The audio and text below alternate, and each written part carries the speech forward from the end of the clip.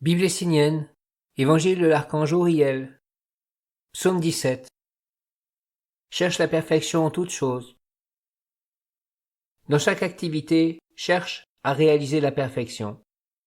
Il t'est interdit de bâcler une œuvre, une chose.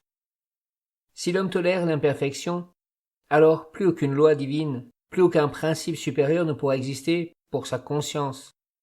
Les forces sombres et démoniaques du monde mécanique et robotique prendront le contrôle de l'humanité. Il fut un temps où existaient les chevaliers, des êtres dédiés à la quête de la perfection. Ils engageaient leur parole, et elle était intouchable. À votre époque règne un grand laisser-aller. Les hommes ne se sentent plus responsables, et abandonnent à d'autres le soin de guider leur vie. Les êtres qui ne conduisent pas à la perfection les œuvres qu'ils engendrent sont ceux qui donnent leur force à Lucifer.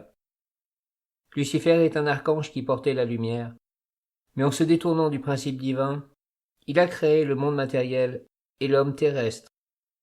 Il a placé la lumière, Lucie, dans la matière, fer, et a abandonné les lois morales et les principes divins. C'est pourquoi l'homme est imparfait dans son corps terrestre, vieillit et meurt. La perfection vient de l'union de l'esprit, de l'âme et de la forme. En toute œuvre il y a une âme, une pensée, un sentiment. En ne vivant les choses que dans la matière, il est impossible de les conduire à la perfection. Chaque œuvre doit être menée jusqu'à son accomplissement, c'est-à-dire jusqu'à son union avec l'Esprit divin. Ceux qui, dans les petites comme dans les grandes entreprises, s'efforcent de tout mener vers l'accomplissement tout en essayant de faire du mieux possible et de la façon la plus belle, ceux-là œuvrent pour la victoire des grandes idées dans le monde et pour le maintien des lois divines et des principes éternels. Rappelle-toi, il ne t'est pas demandé d'être un être parfait, mais plutôt de faire l'effort d'amener ce que tu entreprends, ce que tu es, dans la perfection, qui est la présence du parfait en tout. Le parfait, c'est le divin, et c'est vers lui que doivent te conduire toutes les œuvres et toutes les activités. Refléter et incarner le ciel de l'intelligence est le but de toutes les formes. Si une forme s'éloigne de la loi morale et du principe divin, elle perd son âme et son esprit pour sombrer dans le monde de l'anarchie, de la laideur, du néant. Pour atteindre la perfection, connaître le monde physique n'est pas suffisant. Il faut aussi étudier le monde des lois spirituelles qui gouvernent le domaine de l'âme, ainsi que le monde des principes divins, qui est relié au domaine de l'esprit éternel. C'est par la connaissance des lois spirituelles qu'une œuvre peut être reliée au monde divin, et parvenir à incarner l'esprit, la conscience supérieure.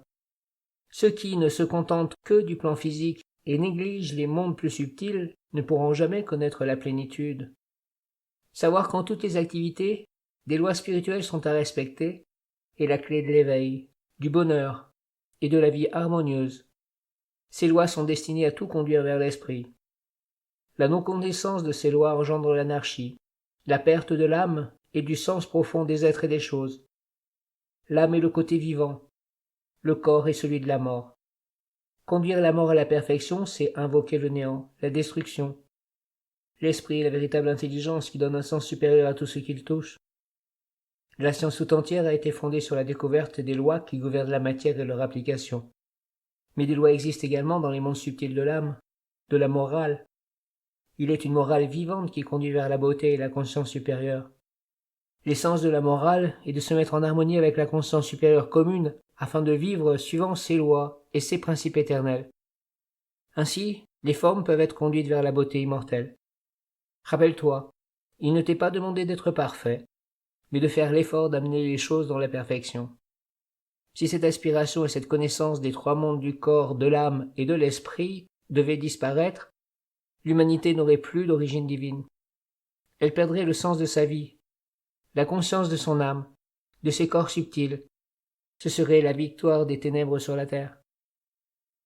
Toi qui veux œuvrer pour la réalisation de la lumière et pour réaliser des œuvres grandes et bénéfiques, rappelle-toi, conduis tes œuvres, tes actions, tes pensées, tes paroles vers l'union avec Dieu dans une forme parfaite.